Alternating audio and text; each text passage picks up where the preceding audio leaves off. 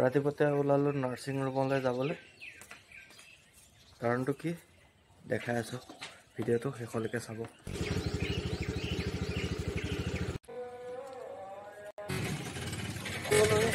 হস্পিটেলত চাওঁ পেচেণ্টৰ হালত।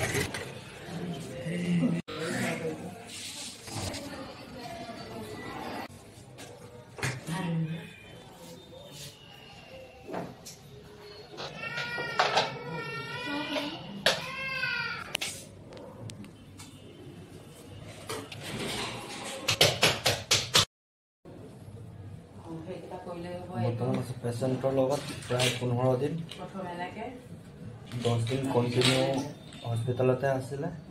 আজি ৰিলিজ লোৱা কথা, তাকে আমি আহি পাইছিলোঁ। মই আহিছোঁ, মা আহিছে, মানুহ আছিলে, তথাপিও দৰকাৰ হয় কাৰণে মা আহিছে আৰু লগত মই।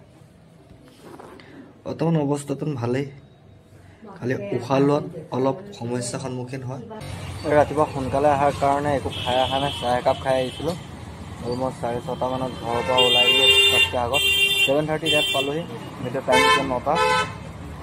হোটেল এখনত সোমাই পেলাই খাবলৈ লৈছোঁ। তাকে মই খাই লওঁ আৰু তালৈকো লৈ যাওঁ। ভিডিঅ'টো শেষলৈকে চাব।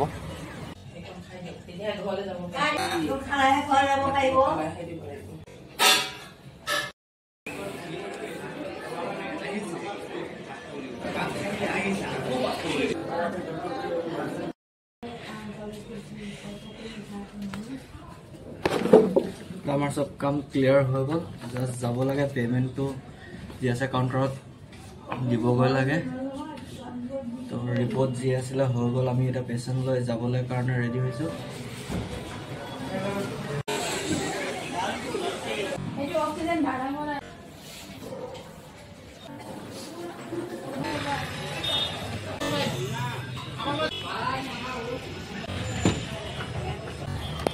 আজিৰ দিনটো এনেকৈ আছিলে পেচেণ্টৰ লগত হস্পিটেলত।